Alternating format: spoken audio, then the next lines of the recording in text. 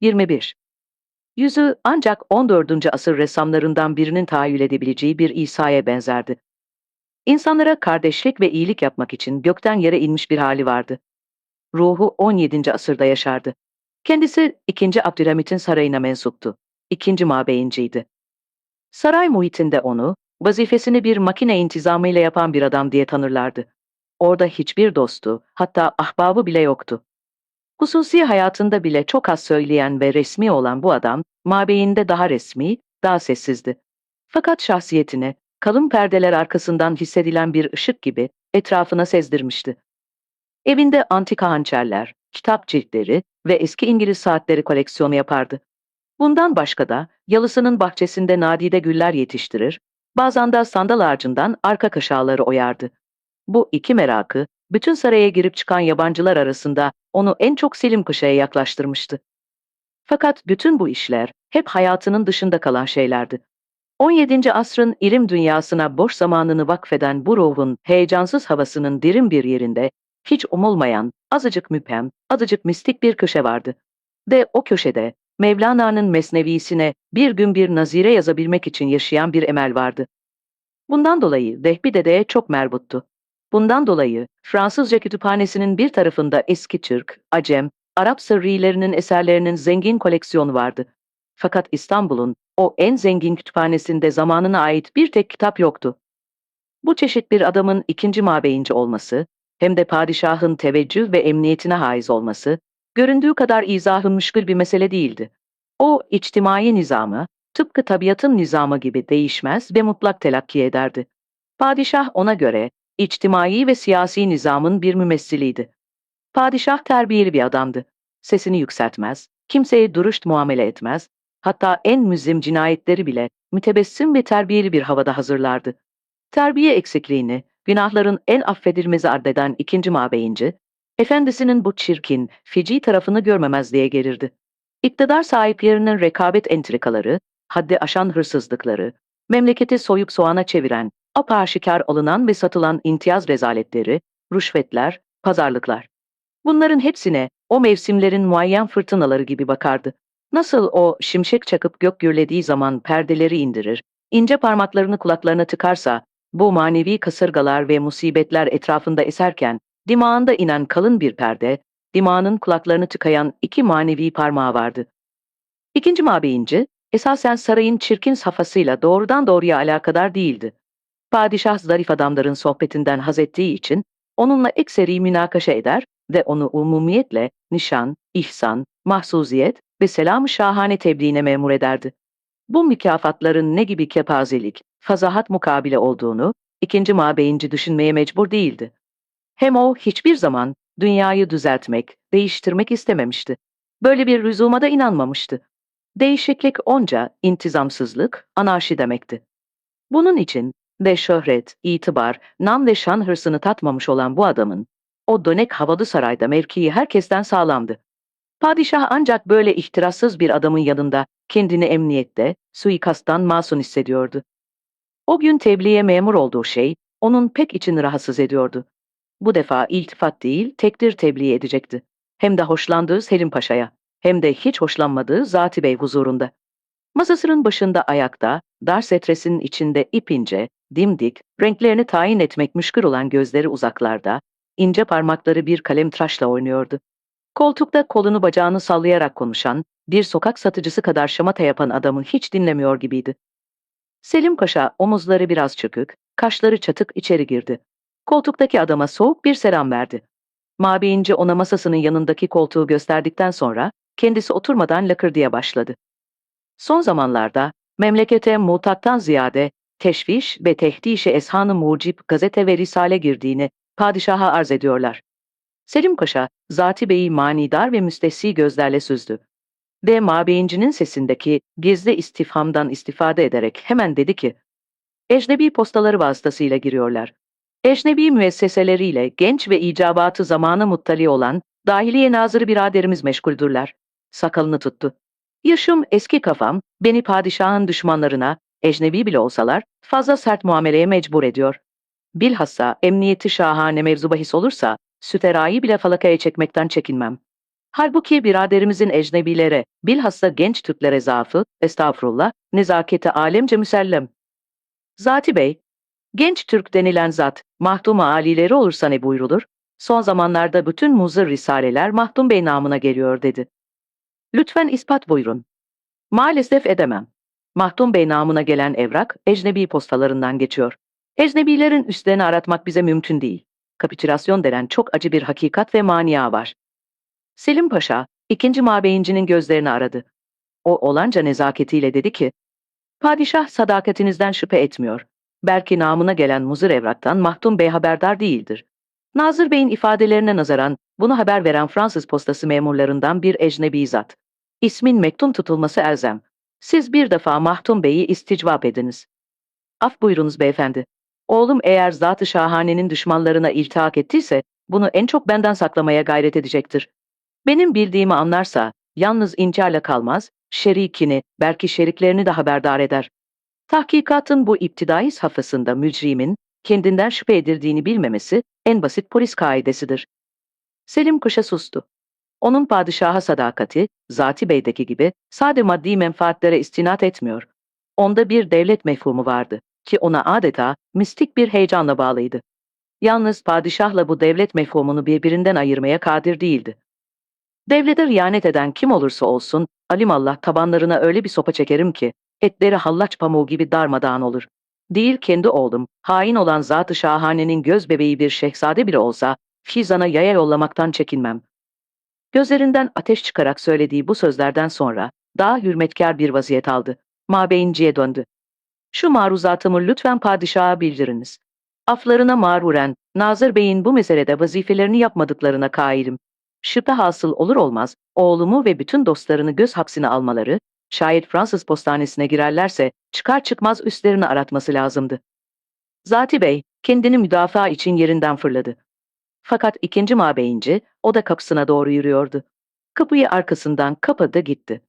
Huzura girerken Selim Paşa'nın sopayla etleri hallaç pamuğu gibi atılan tabanlardan bahsinin ne kadar münasebetsiz, ne kadar terbiyeye muhalif olduğunu düşünüyordu. 20 dakika sonra geldi. Odanın ortasında, ayakta bir irade daha tebliğ etti. Şevket Meyap ikinize de selamı şahanelerini gönderiyor. Evrak-ı muzire ithalatı meselesinin tetkikine şimdilik Selim Paşa kullarını memur buyurdular. Zati Beyefendinin bu nazik meseleyi hall için tecrübelerini kafi bulmuyorlar. Maalesef talebe arasında, bilhassa askeri talebe arasında muzır bir heyecan var. Siz Paşa Hazretleri, meseleyi tetkik ediniz. Lazım gelen tedabiri adınız ve padişahı günü gününe haberdar ediniz. Zannedersem ikiniz de meşgul olacaksınız. Daha ziyade alıkoymayayım. Kapıya yürüdü, açtı. Zati Bey önden çıktı. Bir kırmızı atlas kese gene paşanın avcunu buldu. İkinci mabeyince kulağına eğildi. Teveccüh-i şahanelerinin bir nişanesi diye fısıldadı. Bu, paşanın parmaklarını yakan ilk ihsan kesesi oldu. Hatta parmaklarından kalbine doğru giden bir ateş parçası tutmuş oldu. Devlete ve devletluya sadakati, onu oğlunu takibe mecbur eden acı bir vaziyete düşürmüştü. Bunu kabul ediyordu.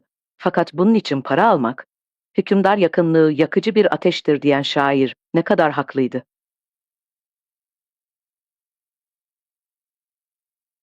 22. Zat-ı Hazreti Şehriyari'nin uhde-i aciziye tevdi buyurdukları evrak-ı muzirre itariyle mazlun, şahıs veya eşhasın takibine mübaşeret edilmiştir. Dahiliye Nazırı Beyefendinin ihbarları üzerine mahdum bendelerinin münasebette bulunduğu bir cümle eşhas göz hapsi altındadır. Bunlar arasında Fransız postanesine sık devam eden piyano muallimi Peregrini'nin postaneden çıkarken üstündeki evrak, elindeki paket yan kesiciler tarafından çalınmıştır. Bak Aya şimdilik adi bir zabıta vakası süsü vermek için merkumun saati de aşırılmıştır. Şikayeti üzerine bulunacağı vaat edilmiş, biraz sonra iadesi takarrur etmiştir. Mektuplar bir Fransız musiki şinasından, paketteki kitap İtalyancadır. Dante isminde bir herifin cehennem hakkında bir risalesi olduğu anlaşılıyor. Evrak ve kitap takdim ediliyor. Takibat esnasında ecnebi mümessil ve müesseseleriyle bir güne mesele çıkarılmayacağı, kapitülasyonlar ahkamının nazar itibarı alınacağı arz ve bu Selim Paşa'nın ilk raporu. İkincisi şöyle başlıyordu. Hilmi bendeleri, göğsünden mustarip olan ailesini Berai Tebdi ile Hava Beyrut'a götürmek için müsaade talep etti. Bu müsaade kendisine verilmiştir. Arkasına 2 sivil memur konulmuş, firara teşebbüs ettiği takdirde derhal tevkifi emredilmiştir. Beyrut'ta kimlerle münasebette bulunduğu tetkik edilecek, muhaberatı sıkı bir teftişe tabi tutulacaktır. Mütecasirlerin 5-10 güne kadar ele geçirileceği arz ve Paşa'nın padişah nezdinde eski itibarını kazandığı o kadar aşikardı ki, bunu Sabiha Hanım da anladı. Fakat buna rağmen hala yüzü endişeliydi, dalgındı. Bilhassa karısına karşı muamelesi çok garipti. Sabiha Hanım'la yüz yüze gelince başını çeviriyor, gözlerine bakmaktan çekiniyordu. Bu vaziyet, Beyrut'tan ilk şifreli telgrafı alıncaya kadar sürdü. Sonra biraz açıldı. Hilmi ilk günleri kimseyle temas etmemişti. Gerçi oğlunun hıyaneti tebeyyün ederse herhangi bir genç Türk'e yapacağı cezayı, hatta ziyadesiyle ona yapacaktı. Bununla beraber oğlan bu işten alnı açık çıkarsa Eyüp Sultan'a kurban kesecekti. Bu iyi ihtimal gün geçtikçe kuvvetleniyor ve paşa ümitleniyor, ferahlanıyordu. Hatta o akşam çoktan terk ettiği eski bir adeti ihya etti. Karısının odasında kahve, nargile içmeye geldi. Rabia ile şakalaşacak, ona bir iki beste söyletecekti. Kız henüz gelmemişti. Hanımefendi adam yollamaya karar verirken geldi. Fakat endişeliydi. Tevfik'i bekliyorum hanımefendi. Hala gelmedi. Merak ediyorum. Nereye gitti? Rabia güldü. Çocuk gibi. Kadıköy'ünde eski bir oyuncu arkadaşına. Aklı fikri hep oyun. Nasıl oyun? Tavan arasında eski bir sandığı karıştırdı. Bir kadın kıyafeti çıkardı. Giydi, kırıta kırıta gitti. Ahbabı yeni evliymiş, karısını kıskandıracakmış. Hastalığından sonra dökülüyor diye bıyıklarını tıraş etmişti. Görseniz siz bile kadın sanırsınız. Paşa, babana söyle, kadın kıyafetiyle yakalarsam falakaya çekerim dedi. Bugünlerde kıyamazsınız. Hilmi Bey'in veda ziyafetinde kıpıklı bir şey içirmişler. Pek keyfine gitmiş, hep onu söylüyor. Zati Bey çağırıp tektir ettikten sonra çenesini bıçak açmıyordu. Kahya kadın kapıyı açtı. Muhabir Rana Bey selamlıkta paşayı görmek istiyor dedi. Rana Bey'in bu saatte konağa gelmesi yeni bir vaka çıktığına delalet ediyordu. Herhalde mühim olacak. Selim Paşa gecelik kıyafetiyle selamlığa gitti. Muavin kuş gagası gibi uzun burunlu, kaçık çeneli bir adamdı. İçeriye gömülmüş gözleri kirpiksizdi ve bu çıplaklık ona bir yılan bakışı veriyordu. Çenenin o kadar kaçık ve küçük olması, o mumiyetle inandığı gibi Rana Bey'de iradesizliğe delalet etmezdi. Bilakis o hem görünüş itibarıyla hem de mizaç itibarıyla yırtıcı bir av kuşuna benziyordu. Paşa mütebessim sordu. Hayrola Rana Bey, sakın bu saatte kadın kıyafetinde bir erkek tevkif ettiğini haber vermeye gelmiş olmayasın. Nereden biliyorsunuz? Paşa nefes aldı. Tevfik'i kadın kıyafetiyle yakalamışlar, polis niyetiyle ona esrarlı bir mana vermişler. Daha neşeli sordu. Kız Tevfik değil mi? Ta kendisi. Fakat siz nereden haber aldınız? Küçük sokakta bakkaldır. Çocukluğundan beri tanırım. Zuhuri'de zenne rolüne çıkardı. Kadın kıyafetine girmek illetidir. Şimdi kızına takılıyordum. Kız elimde büyüdü. Ben tahsil ettirdim. Herifin bir merakı daha vardır. Dahiliye nazırının taklidini yapar.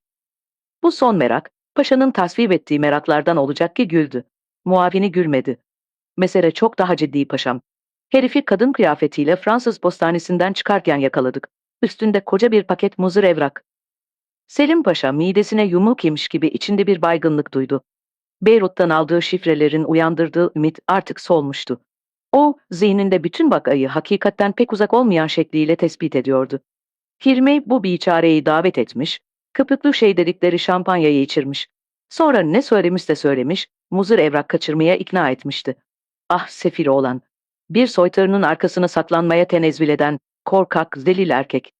Selim Paşa, İzzet'in nefsine bu kadar büyük bir darbe yiyeceğini hiç hatırına getirmemişti. Hilmi hain olabilir, sürülür, idam bile edilir. Bunların hepsi onun baba kalbini parçalayabilir. Fakat oğlunu korkak bilmek, zelil bilmek, buna benzer ıstırabı taşıyan bir baba bu kubbenin altında mevcut değildi. İçindeki bu acı şeylerin tesirini Rana Bey Paşa'nın yüzünde sezmedi. Bilakis o, iş saatlerindeki yavuz, uyanık saptiye nazırı oluvermişti. Otur Rana Bey, bak ayı baştan anlat. Malum ya, Fransız postanesinin kapısında adamlarımız var. Biri de Mahmut Kestaneci. Oraya daima süslü hanımlar girip çıkıyor. Fakat siz emir verdiğiniz için memurlar dokunamıyorlardı. Bu defa yerdirmeli, eski biçim giyinmiş, uzun boylu bir kadın girmiş.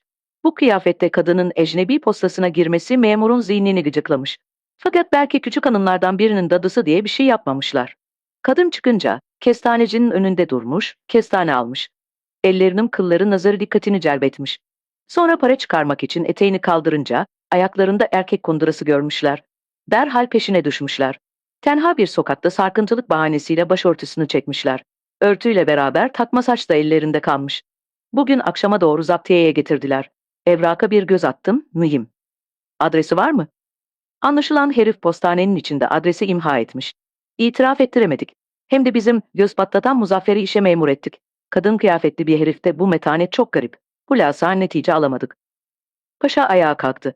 Beni 1-2 dakika bekle, giyineyim dedi.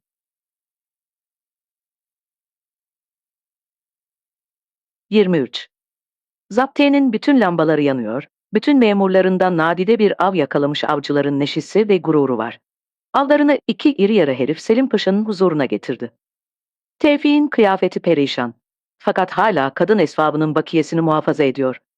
Yüzünde düzgün, allık sürme birbirine girmiş.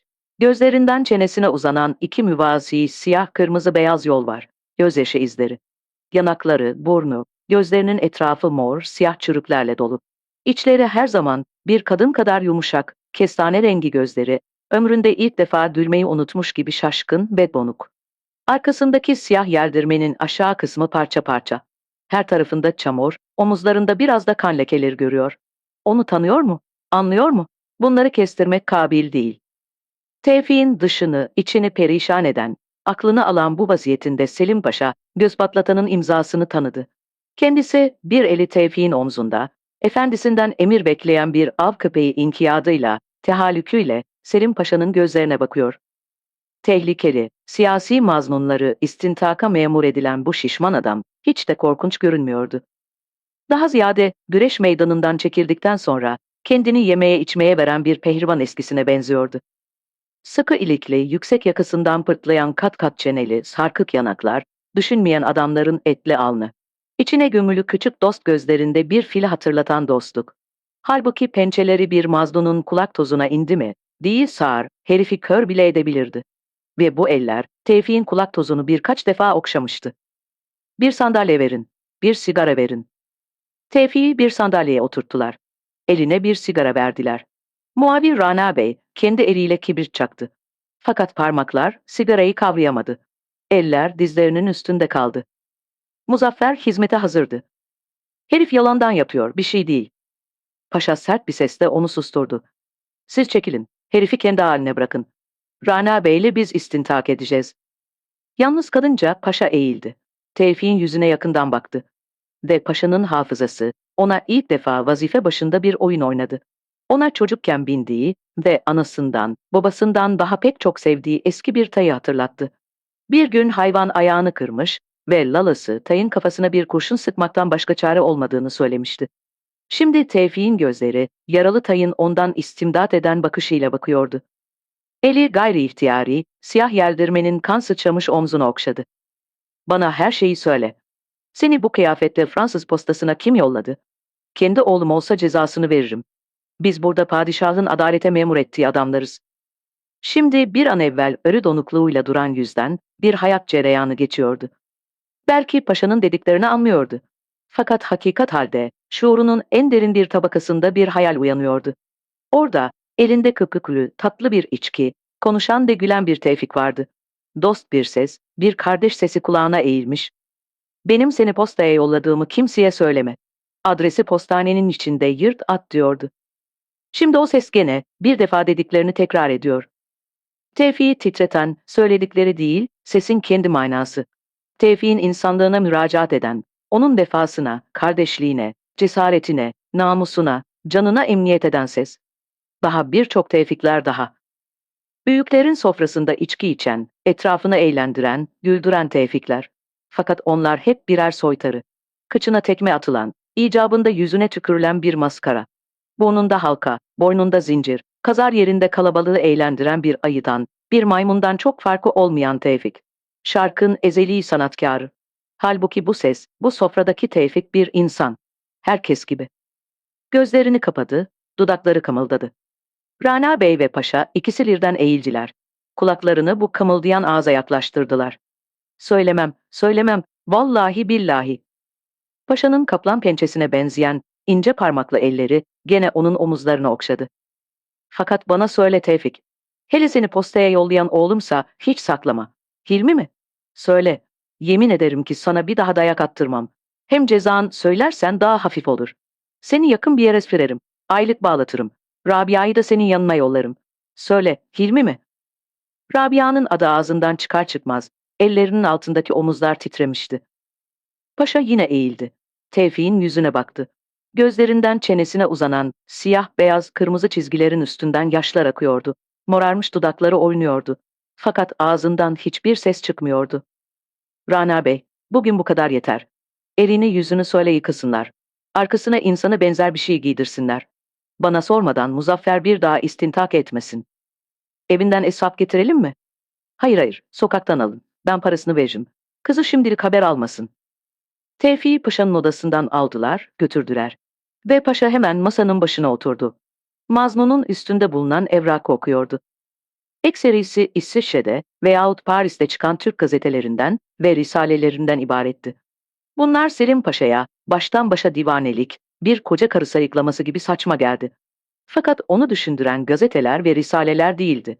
O el yazısıyla meçhul bir adama yazılmış bir mektuptu. Güya padişahı halletmek için umumi bir kıyam hazırlanıyordu.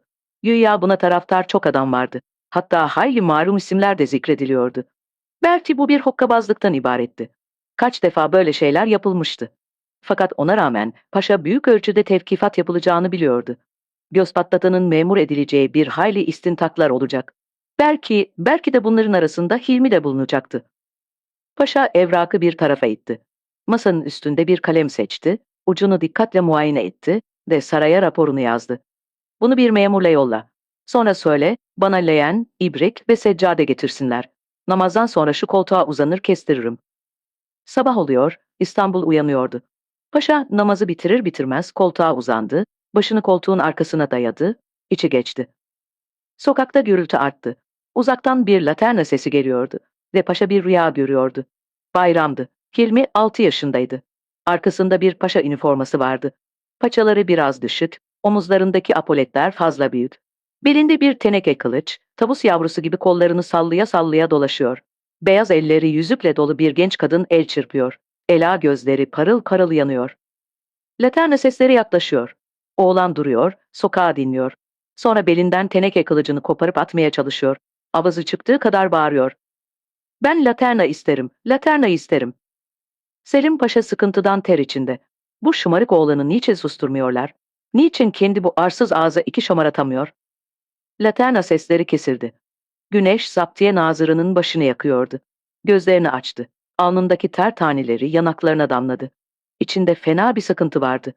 Yarı uykuda, yarı uyanık rüyadaki çocuğa, "Bu sefer senin cezanı vereceğim." diyordu.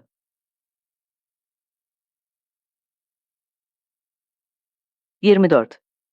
Rabia 4 gün babasından haber almadı. Rakım, Tevfik'in Kadıköy'ünde oturan eski arkadaşlarını birer birer ziyaret etti. Tevfik onlara kadın kıyafetiyle 4 gün evvel gelmiş miydi? Hepsi başını salladı.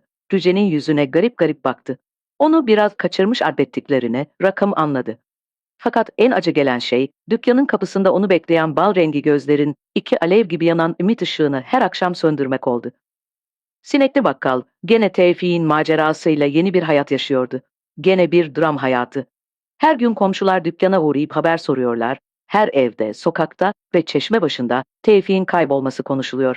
Mahalle çocukları, Tevfik amcayı dağa kaldırmak oyunu oynuyorlardı. Rabia eğer o kadar şaşkın olmasaydı, Sabiha Hanım'ın tavrını pek şüpheli bulacaktı. Her zaman Tevfik'e taalluk eden şeylerle alakadar görünen bu dost kadın, şimdi adeta lakayt bir tavır almıştı. Kız ona derdini yanarken, paşanın Tevfik'i buldurması için bir köpek gibi yalvarırken, o gözlerini tavana dikiyor, cevap vermiyordu. Ve 4 gün paşanın odasına koşan Rabia, kapıyı sıkı sıkı kapalı buldu. Halbuki Sabiha Hanım, Tevfik'in tutulduğunun ertesi günü Rabia'nın başına gelen felaketi öğrenmişti.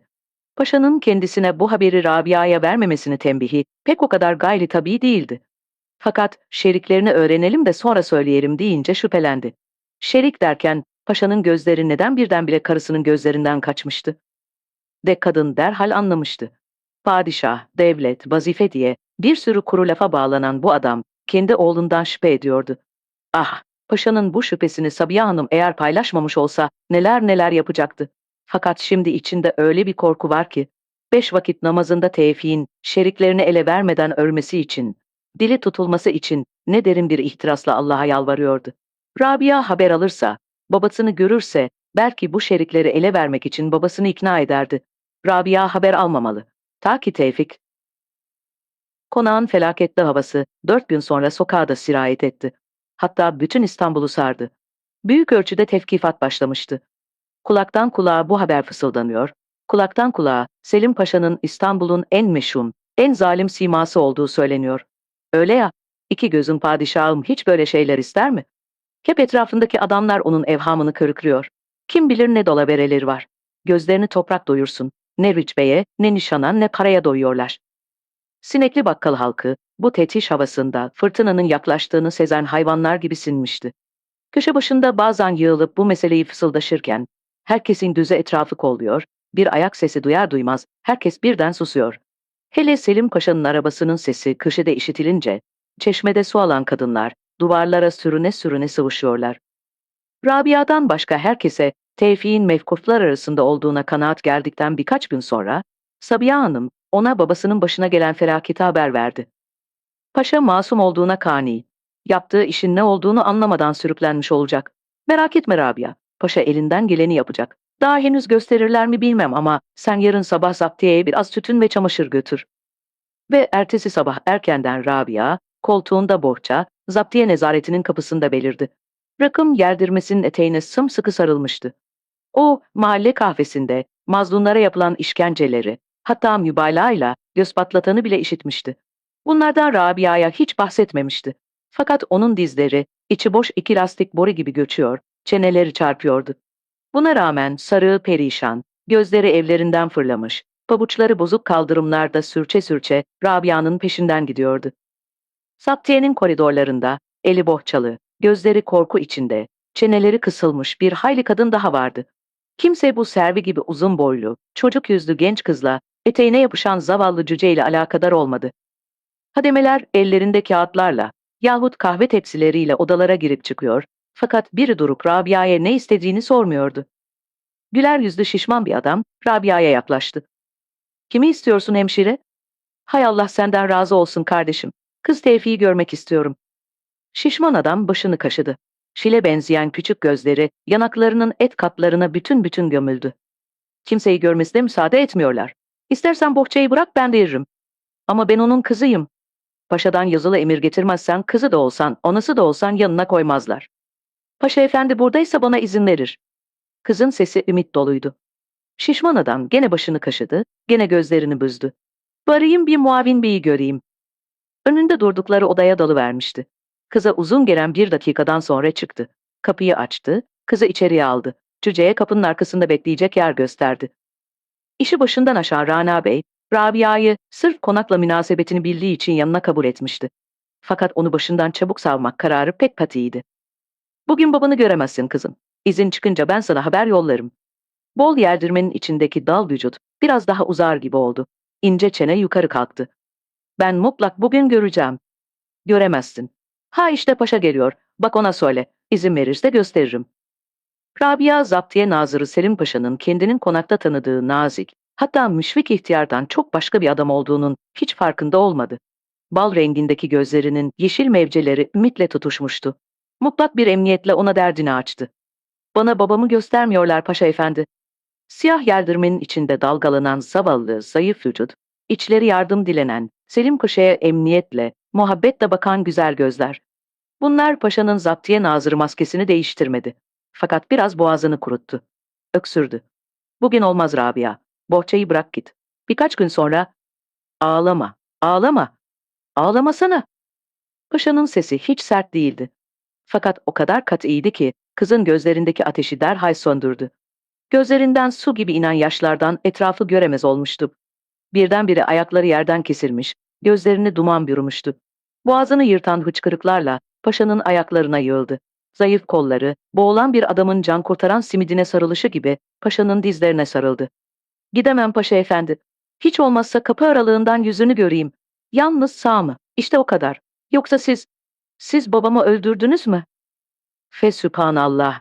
Bu müşkül, bu gürünç vaziyetten Selim Paşa kendini nasıl kurtaracaktı?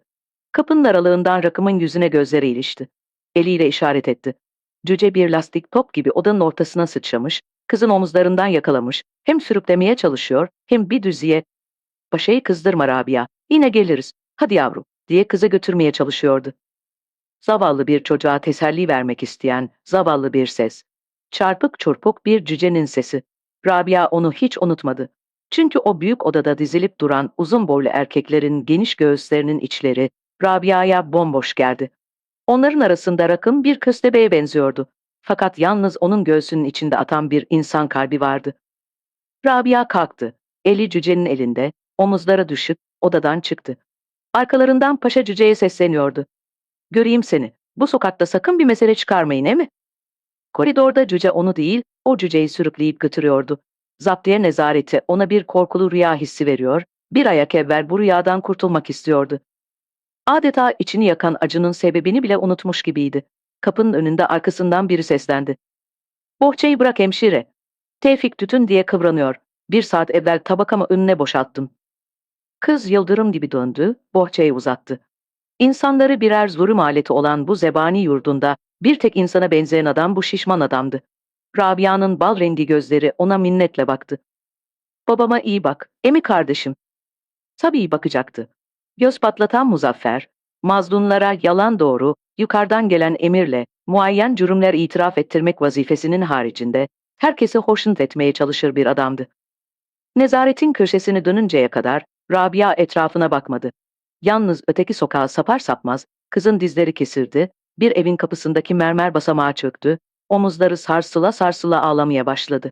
Geçenler onu yanında cüce dolaştıran bir dilenci zannettiler. Biri para uzattı. Ondan sonra durmadan, kesilmeden rakımla eve döndüler. Bir daha ağlamadı. Minderin üstüne büzüldü, sustu. Sebebini anlayamadığı, fakat tahammül edemediği bir ağrı duyan hayvanlar gibi orada inledi.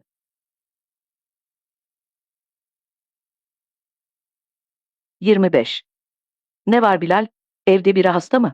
Yoksa annem mi hasta?" Hilmi rıhtımda arabanın kapısını açan Bilal'in yüzünü gözleriyle delik deşik ediyor, oradaki kapanık ve karanlık ifadenin manasını anlamaya çalışıyordu.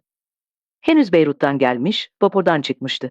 Müstakbel kayınbiraderinin tavrındaki değişiklikten o kadar ürkmüştü ki, Bilal'in arkasında duran 2 sivil memurun kim olduğunu bile sormamıştı. "Bir şey yok, sahi bir şey yok. Siz arabada bekleyin, ben eşyaları Şevket Ağa'yla yollayayım, gelirim."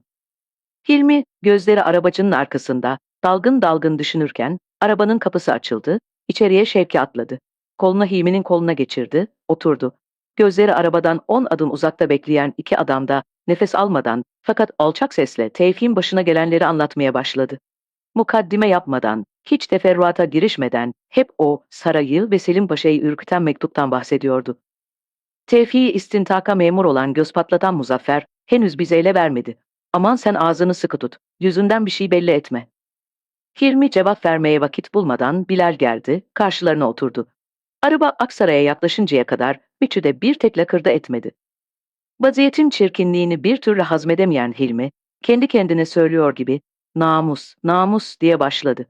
Fakat Şevki'nin eli bir kaplan çevikliğiyle ağzını kapamış ve dişlerinin arasından adeta Hilmi'ye söder gibi, "Büyük maksatlar mevzu bahs olurken, ferdin namusu kuru bir gururdur" diyordu. Bu cümle Hilmi'den ziyade Bilal'e tesir etmişti. Şevki'nin taassupla vahşileşen esmer yüzünde, Bilal'in beyaz kirpikli mavi gözleri yıldırım gibi dolaştı. Onun Makedonya meydanında yetişen kafası, kavgada kazanmak için her hileyi meşru görmeye alışmıştı. Halbuki Sultani'de Tanzimat Edebiyatı diye garip şeyler öğretiyorlardı. Şimdi Şevki, o mektebin birinci çıkan talebelerinden İstanbullu bir adam, dayısı Bayram Ağa'nın söyleyeceğini kitabi bir üslupla söyleyivermişti. Dudakları kımıldadı, Şevki'nin cümlesini içinden ezberledi. Araba konağın kapısında durunca, Hilmi arkadaşını alıkoymadı.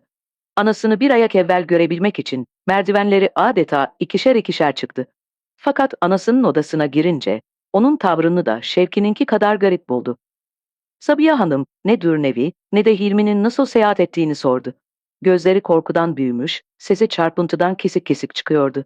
Hemen biri gelip Hilmi'yi kapıp götürecekmiş gibi gözleri kapıdan ayrılmıyordu. "Tevfik'in başına gelenleri duydun mu? Allah razı olsun. Oğlan kimseyi ele vermedi." O adamlar kimse haber vermeli, dikkat etsinler. Kendilerini sakın ele vermesinler. Hatta savuşsunlar. Sen onların kim olduklarını biliyor musun anne? Hayır, hayır bilmek de istemem. Gece gündüz selametlerine dua ediyorum. Tevfik onları haber verse de kendi cezadan kurtulacak değil ya. Birçok kadın daha ağlayacaktı. Bir sürü ocak daha sönecekti. Boğazında ani bir hırıltıyla kolları Hilmi'nin boynuna dolandı. Boğacak gibi sıkıyor. Hilmi'nin göğsüne yapışan pörsük göğsü içinde hapsetmek istediği hıçkırıklar boğazını yırtıyordu. Gözyaşları Hilmi'nin yakasından boynuna aktı ve Hilmi'yi Tevfik'in mefhun şeriklerini tutup hemen teslim etmekten men etmek istiyormuş gibi "Yapma evladım, köpeğin olayım yapma, ihtiyar anana kıyma" diye yalvarıyordu. Hilmi anasının kollarını boynundan çözdü, biraz geri çekildi. İhtiyar kadının yüzüne baktı. Ağlamaktan gözleri şişmiş, zavallı yüzü 10 sene birden ihtiyarlamıştı. Düzgün, allık maskesi, artık tamir kabul etmeyecek kadar çökmüş eski bir binanın badanasını hatırlatıyordu. Fakat hala canlı ve genç kalan ela gözlerindeki ıstırap ve korku, Hilmi'nin yüreğini didik didik ediyordu ve anasını bu dakikadaki kadar derin bir rifkatle sevdiğini hatırlamıyordu. Ondan namusunu şahsi selametine feda etmesini talep eden bu anaya o kadar düşkün, o kadar düşkündü ki. "Sizi paşa istiyor Hilmi Bey." Şükriye Hanım'ın birdenbire odaya girişi ona kendini toplattı. Elini yüzünü yıkamak ve değişmek için odasına gidecek, sonra babasını gidip görecekti. Fakat anasının odasından o kadar bitap çıkmıştı ki kendi kendine "Bir sürü insanı daha felakete sürüklemekte ne mana var? Hem de esası olmayan bir çocukluk için. Bir kağıt parçasıyla bu rejim nasıl yıkılır? Tevfik'i postaya ben yolladım demekle adamı cezadan kurtaramam ya." Şevki'nin dediği gibi, "Mertlik burada boş bir gururdan ibaret kalmaz mı?" diyordu. Bununla beraber onun dış tesirlere çabuk kapılan yumuşak mizacının bir tarafında kendisinin bile haberdar olmadığı bir kuvvet saklıydı. De o kuvvetin sesi, "Kendini ele vermekten çekinmen, acaba anana merhametinden mi, bir maksada bağlı olmandan mı, yoksa sırf korkaklıktan mı?" diye bağırıyordu. Odasına çıktığı vakit, kafasında birbirini kovalayan fikirler, ölçülerini, hüviyetlerini kaybetmiş birbirine çarpan bir sürü divanelere benzemişti. Yüzünü yıkadı, üstünü süpürdü, oturdu, biraz başını toplamaya çalıştı. İçinde her zamandan ziyade şiddete, cebre, zulme, ıstırap veren her şeye karşı bir isyan, bir gayz duyuyordu.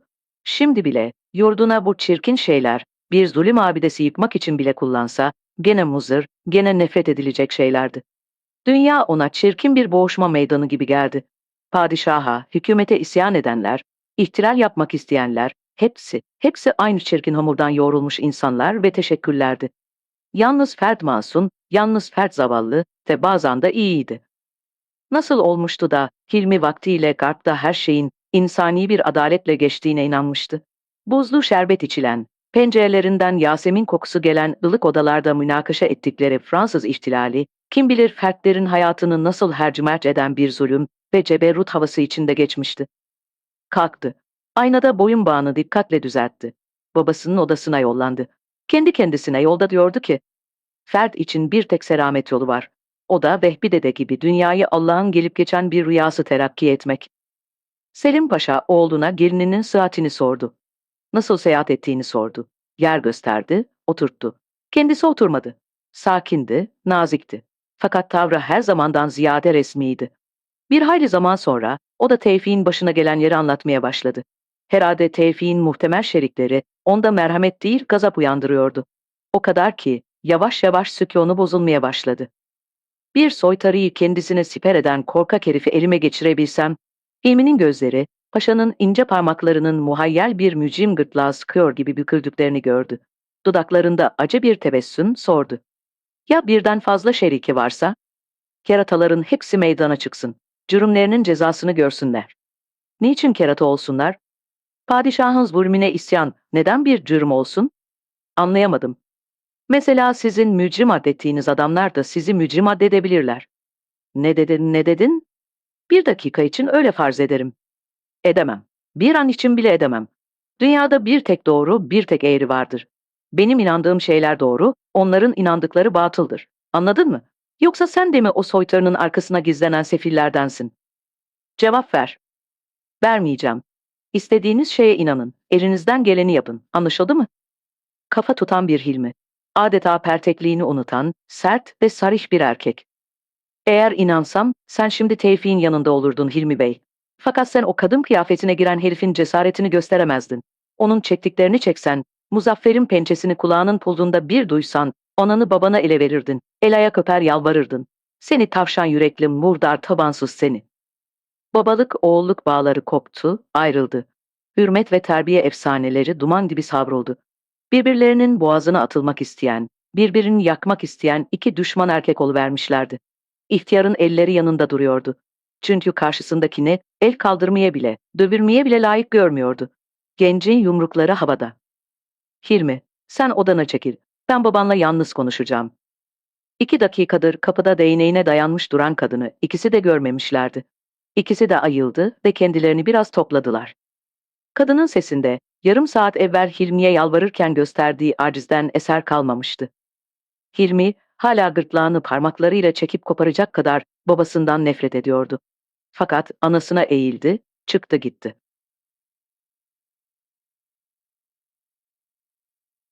26. İkinci mabeyinci lakırdıya açtı. Demek Tevfik hala kimin kendisini postaneye gönderdiğini söylemiyor. Belki de kendi hesabına gitti. Selim Paşa başını salladı. Tanısanız böyle demezdiniz. Aklı bir şeye ermeyen bir kara gözcü, cahil bir mahalle bakkalı. Hayır, hayır. Arkasında başkaları var. Zati Bey onun hayal oynatırken büyükleri taklit ettiğini, efkârı teşviş eden ince imalar yaptığını söylerdi. Bu onun çok kurnaz olduğunu göstermez mi? Belki sadece hilekâr, zeki bir anarşist. Zati Bey mezmum adetlere dair kim bir ima yapsa üstüne alınır. Yapanı sürmeye kalkar. 600 senedir hayal oyununda bu taklitler, bu imalar ola gelmiştir. Bir zaman ikisi de sustu. Sigara dumanlarını seyrederek kendi kendilerine düşündüler. Sonra Selim Paşa son günlerde adet edindiği tefelsüfe başladı. Herifin kalbi kadın gibi. Kafası da öyle. Devlet, hükümet, siyaset, padişah bunlardan bir şey anlamıyor. Karşıma aldım konuştum. Karınca kadar ehemmiyeti olmadığını kafasına sokmaya çalıştım. Fert bir buğday tanesi, hükümet ve devlet bir değirmen. Onlar her taneyi ezer, istediği şekle sokar. Garbı taklide başlayalı, çırık fikirlerini kendimize mal etmeye yelteneli, bu hikmeti unutuyoruz. Sözüme mim yapıştırın beyefendi. Farz-ı muhal olarak genç Türkler bir gün hükümete gelseler, onlar da bizim kadar, belki bizden fazla ferdi ezecekler. Paşa terini sildi.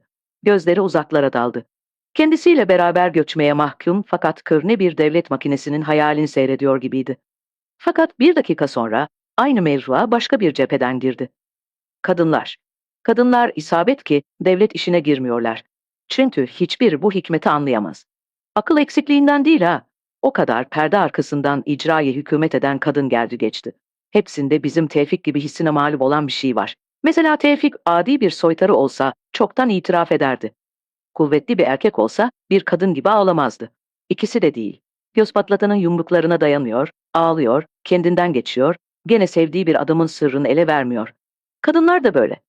Mesela bizim hanımı alın. Sadrazam oldu farz edin. Emin olun bugünkü sadrazamdan daha dirayetle idare eder.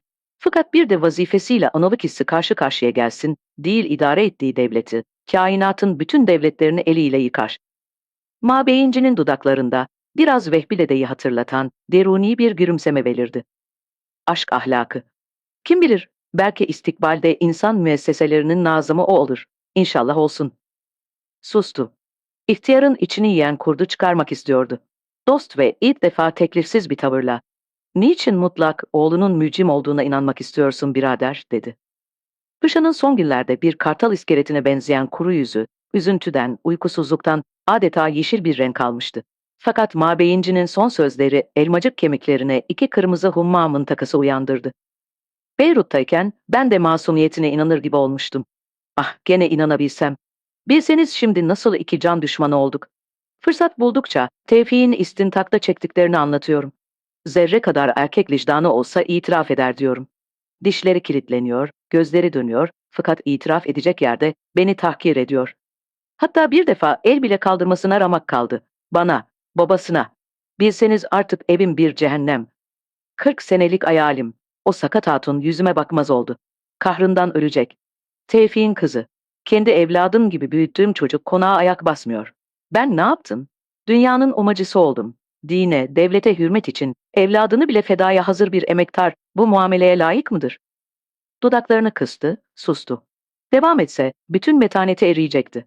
Yüzü eski çetin, Yavuz Zaptiye Nazırı maskesini takındı. Ayağa kalktı. Mabeyinci de kalktı.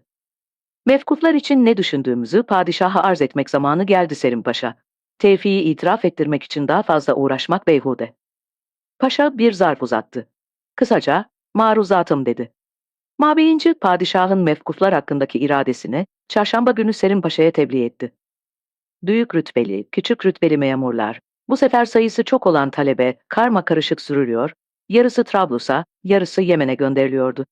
Gerçi tahkikatta, mektupta isimleri zikredilenlerin kıyama hazırlandıkları tebeyyün etmemişti. Fakat bunlar İstanbul'dan defedilmezlerse, padişahın fikri sükun bulmayacaktı.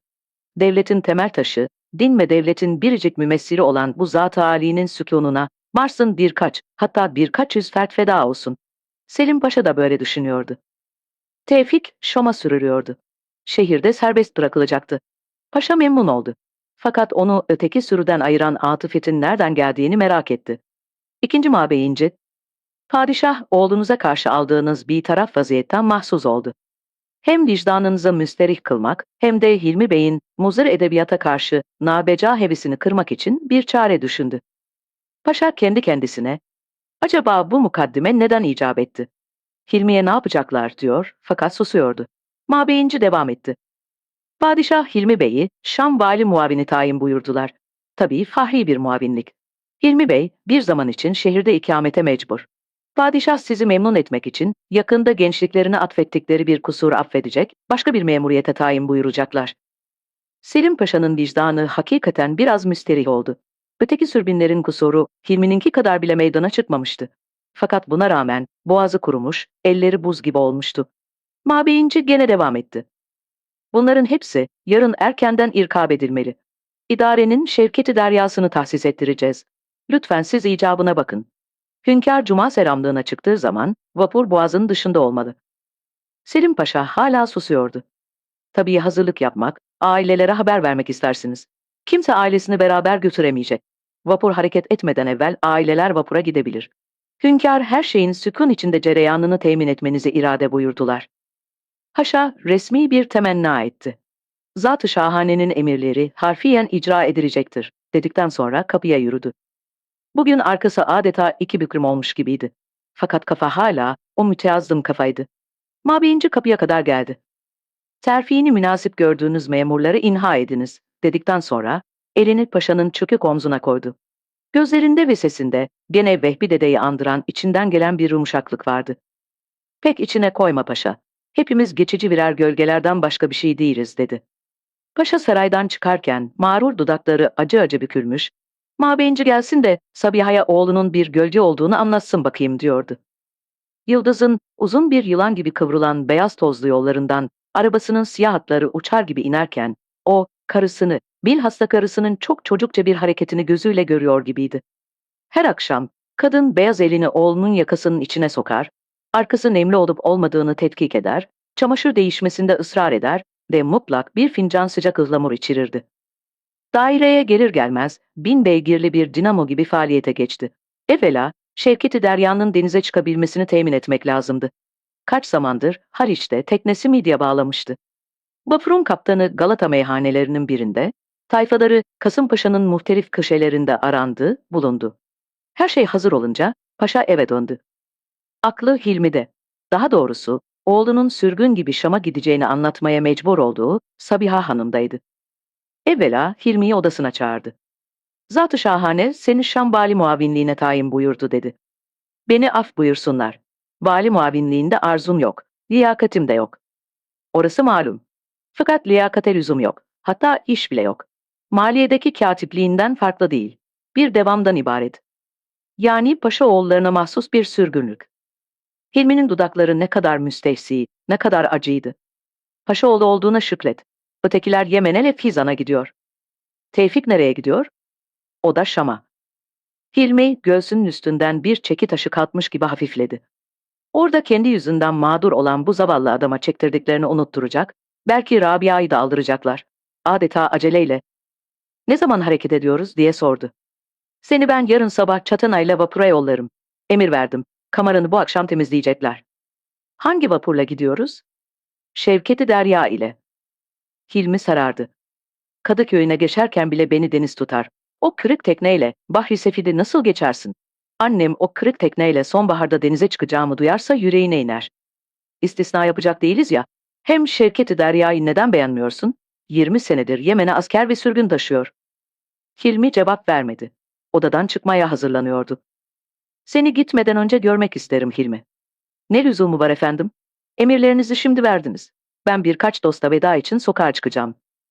Evden doğruca vapura gideceksin. Daha evvel çıkamazsın. Ya, pekala. Öyleyse beni akşam annemin odasında bulursunuz.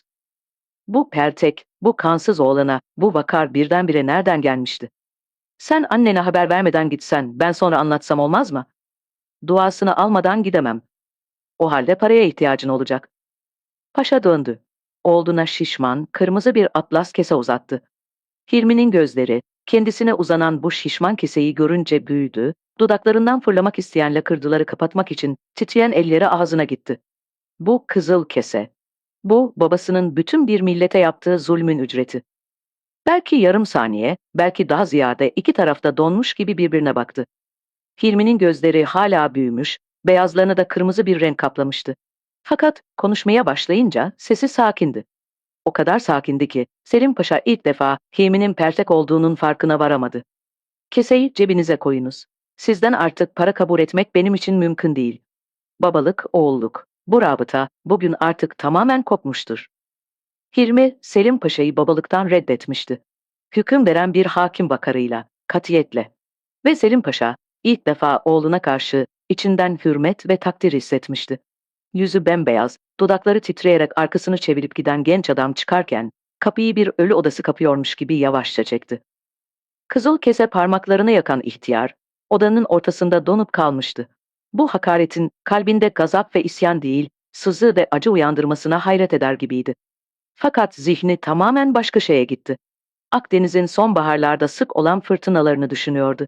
Pencereye gitti, camı sürdü. Ilık ve yıldızlı bir gece. Gök mor mavi, hava tatlı, dül kokulu. Bir kadın mendilini kurutacak kadar bile rüzgar yok.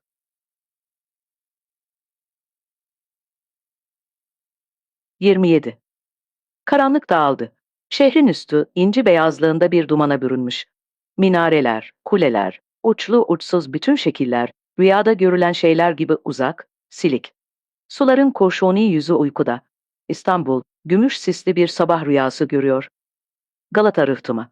Üstünde siyah esvaplı adamlar, rıhtımın kenarında bir sürü sandal ve salapurya.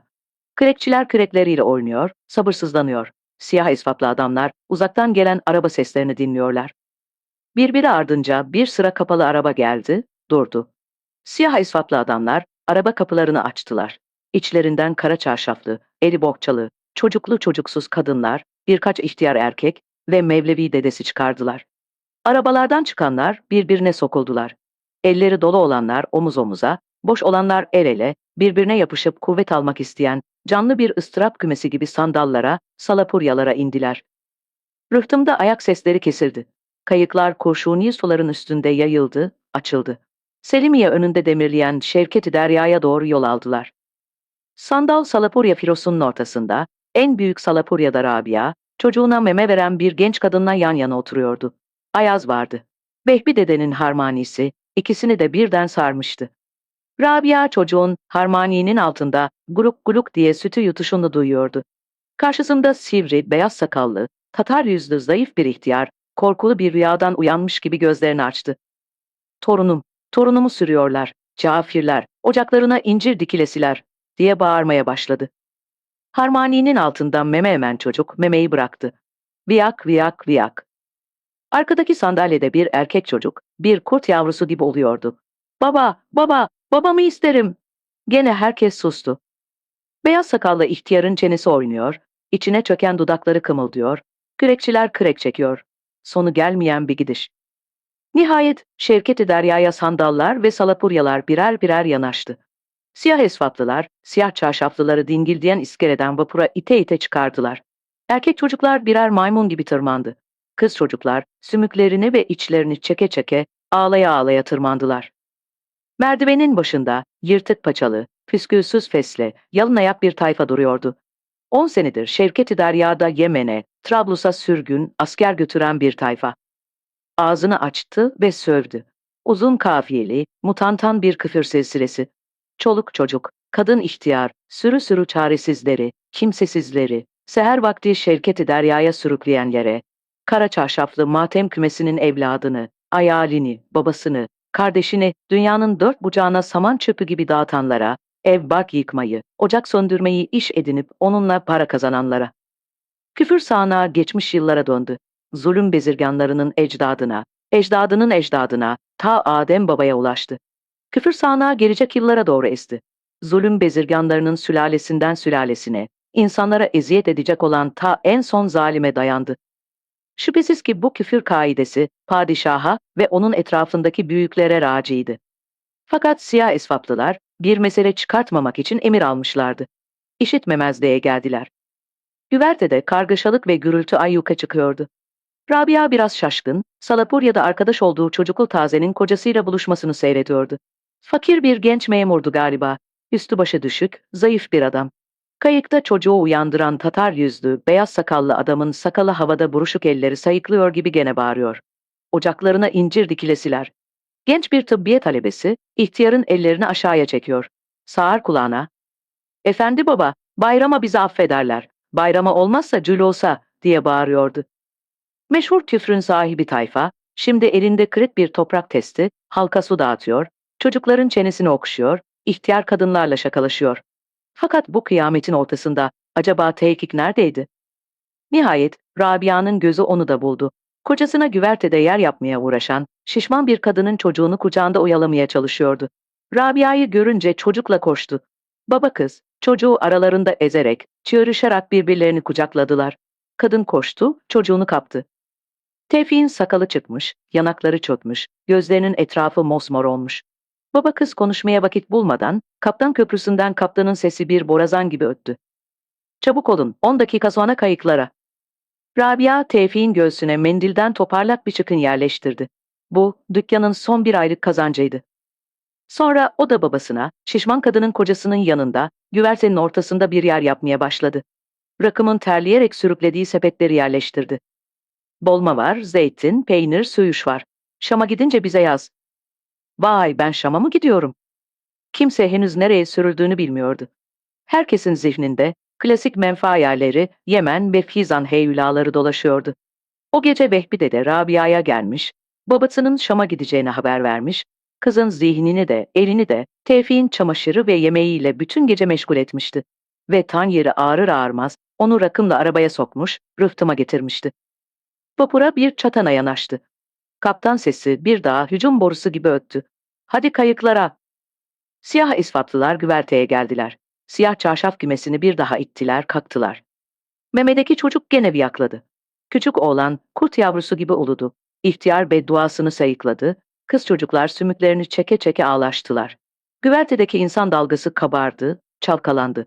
Gene o ıstırap tümesi el ele, omuz omuza, sırt sırta salapuryalara, sandallara indiler. Güvertede erkekler canlı bir ehram gibi birbirlerinin üstüne yığıldı. Açılan salapuryalardan rengarenk mendil salladılar. Sular uyanmıştı. Küreklerin altında, sandalların böğründe çırpıntılar, şıpıltılar vardı. Denizle güneş oynaşıyor. Bir tarafta lal ışıkta mor adalar, öbür tarafta yarım ay şeklinde İstanbul limanı. Kayıklar İstanbul'a yollandı. Ses seda kesilmişti. Siyah çarşaflılar, gözleri yarım kapalı, elleri gökte uzun uzun bir şeyler okudular, sonra başlarını çevirip Şevket-i Derya'nın olduğu yere doğru üflediler. Rakım dedeye sordu. O da Şam'a sürülüyor, Tevfik'e arkadaş. Rabia, "Ben de Dürnev Hanım'a hizmetçi olurum," dedi. Vehbi dede gözlerini denize çevirdi. Beyaz köpüklü, altın ışıklı mavi sularda, birbirinin sırtından atlayarak, yuvarlanarak, oynayarak bir alay yunus balığı geçti. Rakım, "Tevfik benden karagöz takımlarını istedi. Vapurda sanki hayal mi oynatacaktı," dedi. Vehbi dede dalgın dalgın cevap verdi. "Hayal de insan gibi diyar diyar gezer hey oğul." Birinci kısmın sonu.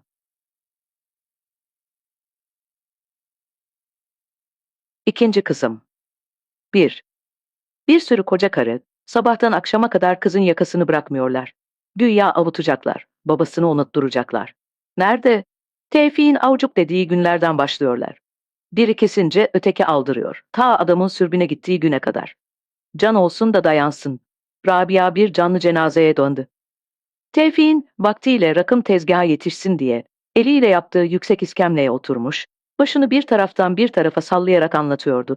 Kapıdan giren ışık kafasına vurmuştu. Dükkanın loşlukları içinde o kafa fotoğrafla büyütülmüş gibi görünüyordu. Bütün buruşuklukları, hatta göz kuyruklarında en ince çizgiler bile seçiliyordu. Peregrini'nin gözleri, bu geniş ve mustarip yüzdeki göz bebeklerinin hummalı ışıltılarına daldı. Son cümle cücenin kuru boğazına takıldı kaldı. Elleri ceplerine ve tezgahın üstüne aradı. Parmakları titriyor, gözlerinin ışıltısı artıyordu. Peregrini cebinden sigara tabakasını çıkardı, uzattı. 2 gündür sigarayı bıraktım güya. Parmakları tabakadan bir sigara kaptı. Titreyerek dudaklarına götürdü ve misafirin çaktığı kibritle yaktıktan ve 2 nefes çektikten sonra gene devam etti. Bundan böyle artık idare lazım. Miras yedilik sökmez. Tevfik'i Şam'da biz besleyeceğiz. Rabia Hanım para sıkıntısı çekecek mi? Dükkan işliyor. Belki çekmez. Bizim Tevfik'in veresiye illeti, alacaklılardan para istemeye yüzü tutmaması işimizi bozuyordu. Şimdi artık bakkalbaşı ben oldum. Rabia Hanım Selim Paşalara gidiyor mu? Gitmiyor. Aleyhlerinde de söyletmiyor. Dün paşa kahyasını yolladı. Aylık bağlamak istedi. Bizim kız kabul etmedi. Sustu. Fakat yeni bir düşünceyle yüzünün birbirine sıkışan buruşuklukları açıldı. Her biri ayrı ayrı gülüyor gibiydi. Sabit Bey ağabey de geldi. Hep dükkana uğrar, ödünç para teklif eder. Herifin kömür deposu epeyce işlektir. Yazları da karpuz servisinde kazanır. Neyse, iyi komşu. Peregrini'nin kalın kaşları, birbirine hücuma hazırlanan 2 hamam böceği gibi çatıldı. Fakat sesi sakindi. Azıcık müstehsi. Rabia Hanım da gözü olacak. Ha ha ha, amma da yaptın. Onu Rabia'dan ödü patlar. Kız istese o almaya korkar. Olsa olsa bizim Pembe teyzeye yanmış olacak. Tevfik gideli Pembe bizimle oturuyor.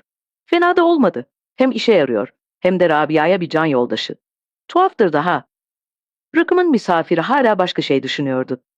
Rabia Hanım iyi bir kocaya varırsa, Galip Bey gibi paralı ve adam akıllı bir kısmeti tepti. Hoş kimsenin de talip çıktığı yok ya, yaş 18'i buldu. Onun derdi günü Tevfik'e sürgünde sıkıntı çektirmemek. Peregrini'nin keskin gözleri dükkanın loş köşelerini tetkik etti. Bu dükkan hepinizi besler mi? Besler. Hele Rabia sık iş bulursa haydi haydi besler. Fakat bugünlerde kızın boğazı ağrıyor. 2 mevlid okudu, ilahi okumaya çağırdılar, gidemedi. Ne ilahi ne de şarkı söyleyecek hali var. Dut yaprağı yemiş bırbır gibi. 2 mum alevi arasında, beyaz örtüsünün çerçevesi içinde uzun, ince bir kız çocuğu yüzü. Bal rengi gözlerinin içinde yeşil ışıltılar. Büyüyecek pembe dudaklardan gizli bir sıtma nöbeti gibi atan bir ses. Dünyaya insanları hakim kıldığı için Allah'a sitem eden meleklerin ağzından söylüyor. Gene o ses, gene o ses. Kudadan kelebeğe doğru büyüyen bir mahlukun aldığı değişik şekiller gibi, o ses de günden güne, seneden seneye değişmiş, derinleşmiş, insan yüreğini alt üst eden bir güzellik, bir mana almıştı. Peregrini'nin hafızası, geçen yıllarda bu sesin aldığı şekilleri işitti.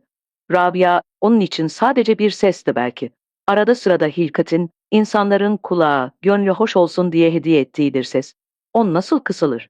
O melodi şelalesi nasıl kurur? Doktor çağırmalı. Boğazını derhal göstermeli.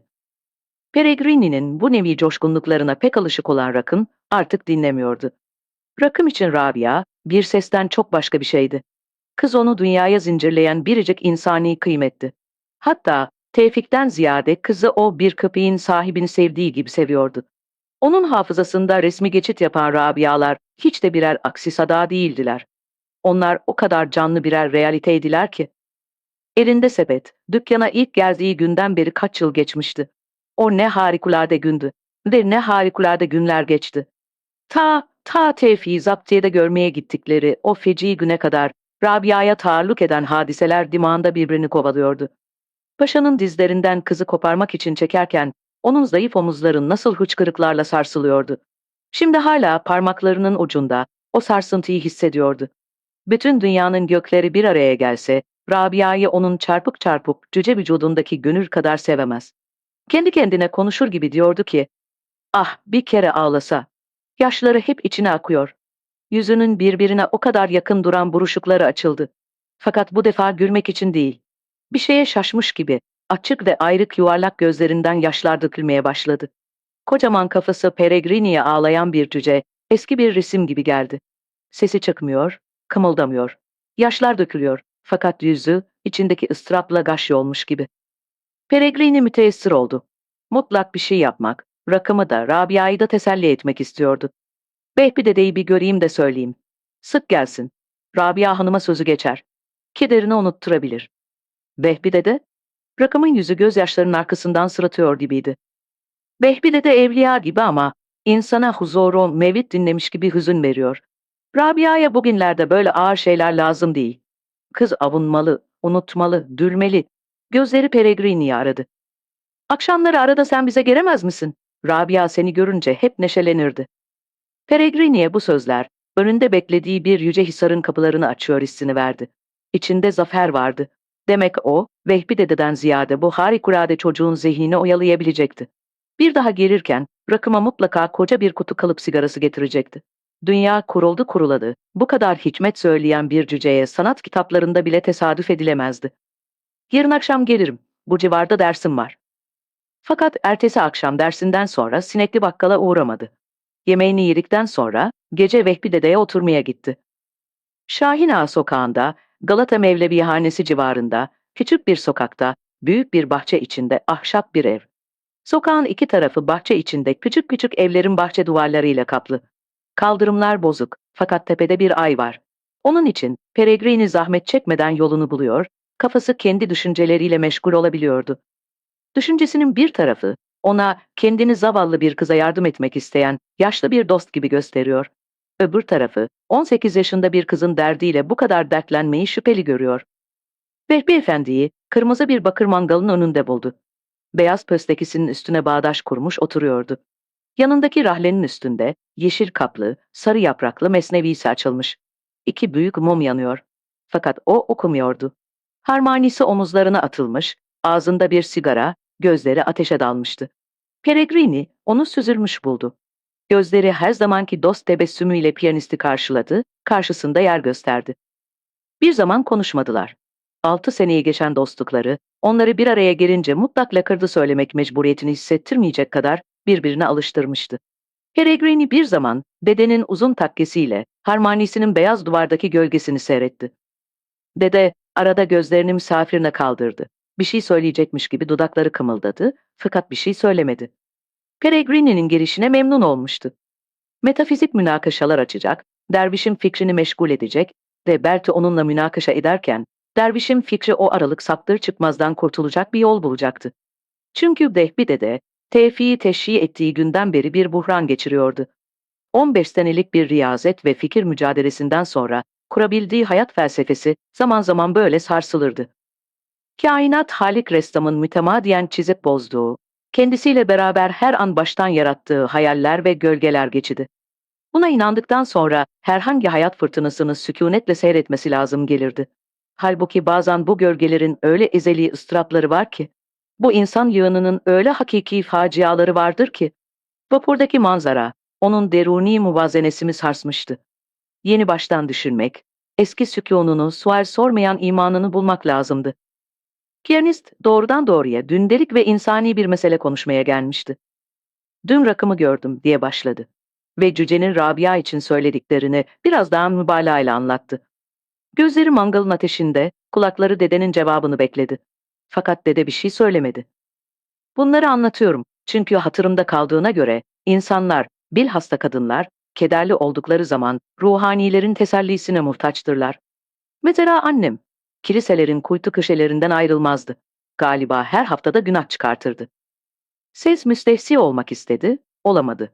Kafasında yanan ateşteki hayal içini sızlattı. Kederli kadınlar kafilesi. Başında anası, sonunda Rabia. Ortadakiler silik ve mürpem birer tayf. Yalnız anası ve Rabia yaşıyor. Sabırsız, adeta hırçın, "Niçin cevap vermiyorsun dostum?" dedi. "Düşünüyordum. Sen bir Hristiyan ve Avrupalı kafasıyla düşünüyorsun. Bizde ruhaniler diye bir sınıf pek yoktur. Allah'la fert arasında vasıta lazım değildir. Her fert ancak kendi arzusuyla Allah'a dahil olur, teselli ve sükun bulabilir. Bu işin nazariye tarafı. Fakat sizde bizim kadar ruhaniler nüfuzu yok mu sanki?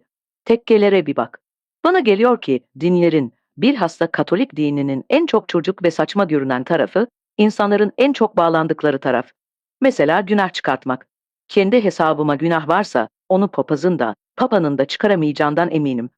Fakat içimi rahatsız eden bir şeyi, birisine, mutlak kendimden kuvvetli birisine söylemek isterim. Mesela sana. Belki biraz annemin ruhunun rehberi olan bizim aile papazına biraz benzemenden. Her neyse, şu dakikada sana söylemek istediğim bir şey var. Vehbi dedenin açık kaşlarının ortasında bir çizgi belirdi, dudakları kısıldı. Peregrini onun elini uzatıp itiraf edeceği şeyi söyletmemek için ağzını kapayacağını zannetti. Kısmen içini dökmek ihtiyacından, kısmen de Vehbi dedeye yapacağı tesiri anlamak merakından acele lakırdısında devam etti. Mesela Rabia Hanım için arada içime gelen garip his. Adeta aşık olduğum gibi gülünç bir fikre kapılıyorum. Sonra bunun fikir halinde bile bir günah olacağını zannediyorum. Bunu sana kaç defa söylemek istedim. Sustu. Dedenin yüzüne baktı. Kaşlarının arasındaki çizgi geçmiş, dudakları eski sükûnunu bulmuştu. Gözlerinde çok hafif bir istihza da vardı. Günah diye düşündüğün hata. Sevmek hiçbir zaman günah değildir. Sebebi vücudumuz bu. Biliyorum bir şeyler söylemek istiyorsun. Evet, sevmenin de marazi tarafı olabilir. Fakat o da gelir geçer. Ona galebe kendi elinde. İnsan cambaz olmak için vücuduna akla gelmeyecek marifetler yaptırıyor. Ruhuna da riyazetle, iradeyle tahakküm edebilir. Emin ol, bir gün bu perhiz, bu riyazetten dolayı insan mükafatını da görür. Gönlünün eski alevlerine, karlı dağdan volkan seyreden serin bir gönülle bakar. Sen hiç sevdin mi? Sevmesem insan olmam.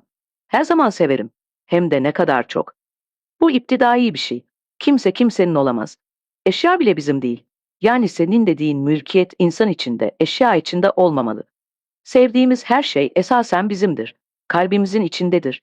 Ona o kadar sahibiz ki, dünyanın orduları kalbimizden onu koparıp atamaz. Peregrini içinden, insanların geçtiği ihtiras merhalelerini böyle bir zihniyete nasıl anlatmalı dedi ve sustu. Sen evlenmelisin Peregrini. Bekarlık herkes için iyi bir şey değil. Hem sen aile içinde yaşamak için yaratılmış insanlardansın. Hayatıma bir daha kadın sokmak istemem. Niçin? Peregrini'nin kafasında yine eski tayflar harekete geldi. Evvela 16 yaşındayken kadının ve cinsiyetinin kudretine kendini kapıp salıverdiği günlerdeki kadınlar. Bunlar annesinin genç hizmetçileri. Sonra yeni yetişen erkek çocuklara düşkün, işsiz güçsüz, zengin isterik kadınlar. Bunlar hep Madrid günlerinde, hayat sofrasına bir köylü iştahıyla oturduğu, patlayıncaya kadar kendini zevke bıraktığı günler. 24 yaşında, aşk ve cinsiyet ziyafetlerinden ne derindir istikrahla kalkmıştı. Bu günleri düşünürken, Vehbi Efendi'nin gözlerinin yüzünü nasıl tecessüsle tetkik ettiğini görmedi. Yalnız onun mülayim sesinde şahsi bir alakayla sorduğu suali duydu. 6 senedir tanışıyoruz. Kimsin, nesin bilmiyorum. Bir anladığım şey, hayatını kazanmak için çalışmaya mecbur olan sınıftan olmadığın. Çok ferasetlisin. Yani beni işsiz güçsüz, şımarık bir asilzade sınıfından addediyorsun. Sınıfınızın alametleri her memlekette bir. İstediğiniz şeyi, bağısına bakmadan elde etmek isteyen bir sınıf. En çok merak ettiğim şey de, bu mizacınla niçin ve neden manastıra kapandığındır. Müstehsi bir sesle başladı. Dedenin yüzündeki ciddi alakayla eridi, bir çocuk sadeliğiyle geçmiş hayatını anlattı. Bir İspanyol grandisinin oğluydu. Madrid'de doğmuş ve büyümüştü. Babasını bilmiyordu. Anası onu büyütmüştü. Baştan nihayete kadar zıt ihtirasların elinde şekilden şekile giren bir adamdı. Herkesin güya 2 şahsiyeti olurmuş. Benimki 3'tür. Herkesin 2-3 değil, yüzlerce şahsiyeti vardır Peregrini. Ben üçünü bilirim. Birincisi dimağım. Eliyle kafasına vurdu. Orada oturur. Hayat sofrasına benimle hiç oturmaz. Fakat daima başucumda duran, beni seyreden, tenkit eden bir müşahittir. O, beni Darülfünun salonlarında, kütüphanelerde, her nevi bilgi kaynağı etrafında sürükledi. O, maddi zaaflarımla eğlendi. Her şeyden şüphe etti. Bir şeye inanmadı. Kilise lisanıyla, içimdeki ezeli şeytan. İkincisi ruhum. Yeri vücudumun neresinde bilmiyorum. O dimağının soğuk tahakkümüne boyun eğmez. Beni sanatkar yapan, musikiye bağlayan, güzelliği sevdiren, dinsiz olduğum vakit bile beni gene bir şeye taptıran kudret odur. Üçüncüsü kalbim. Eliyle sol tarafına vurdu. Onun yerini pekala biliyorum. O ne dimağı ne de ruhu tanır. Sevgi ölçülerinin ne çirkinlik ne de güzellikle alakası vardır. İyilik fenalık ölçülerinin adaletle, mantıkla hiçbir münasebeti yoktur. Sebepsiz sever, sebepsiz nefret eder, sebepsiz iyilik, sebepsiz fenalık eder. Tamamen kendi başına buyruk bir kudret. Onun bir tek hakimi oldu. Annem. Vehbi Efendi'nin yüzüne baktı, gülümsedi. Görülecek bir kadındı. İp ince, upuzun. Kafası eski bir madalyon gibi. Her hareketi kendine mahsus. Daima başında siyah bir İspanyol danteli örtülü hatırlarım. Hep loş yerlerde dolaşır, dua eder. Dünyası onun kilisesinin içindeydi. Onu unutmak için kalbimi kökünden söküp atmak lazım gelse hiç tereddüt etmem. Niçin? Çünkü beni sevgisiyle, diniyle mahvetti.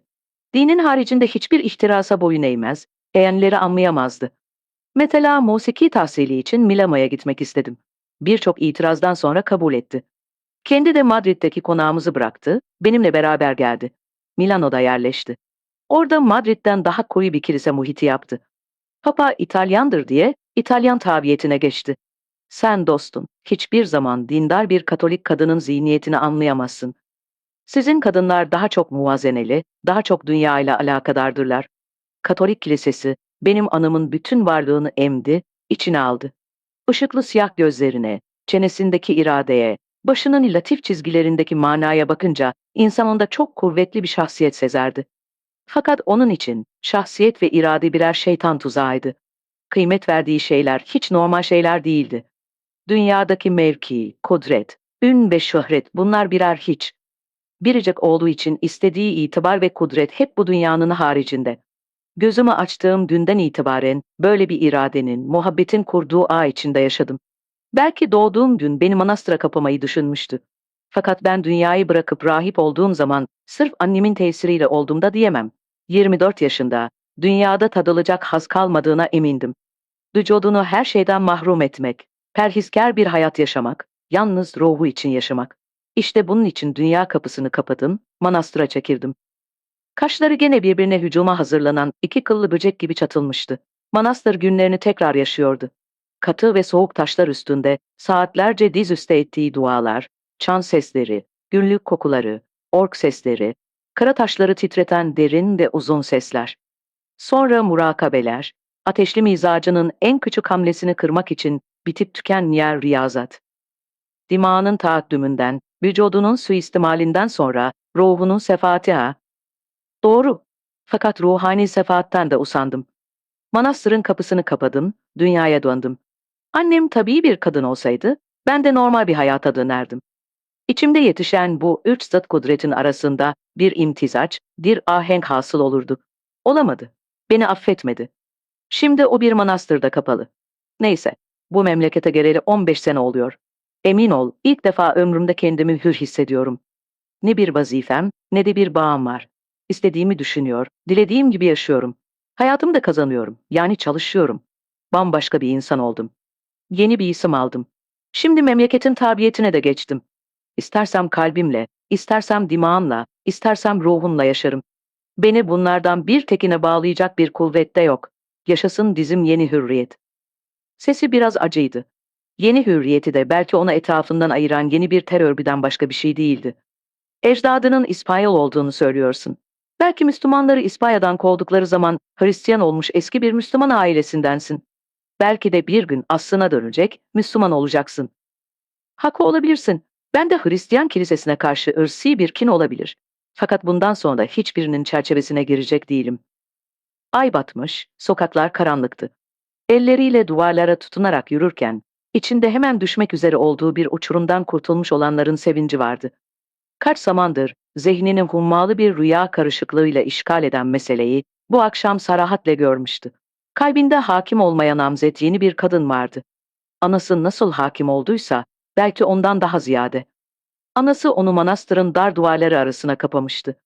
Bu el kadar kız, daha dün başı piyanoya yetişmeyen çocuk, onu bugün sinekli bakkalda ikamete memur bir sürgün, hürriyeti hudutsuz hayatından kopararak Binbir şartlarla bağlı zavallı bir burjuva yapmak istiyordu. Ayağı sürçtü, sendeledi. Eliyle duvara tutunmak istedi. Tutundu fakat avcu sıyrılmıştı. Başka bir günde, başka bir sokakta yerde yatarken, gözlerinin saçakların arasındaki altın mavi ışık yolunun ışıltısıyla nasıl kamaştığını hatırladı. Yaz günüydü. Kırmızı yeşil kanatlı siyah sinekler. Yüzlercesi ışık yolunda dalgalanıyordu. Fızıltılarını hala kulakları işitiyordu. Eliyle kalbine vurdu. Senin gösterdiğin yola gitmeyeceğim. Mantıksız, tabiatsız, kör kudret dedi.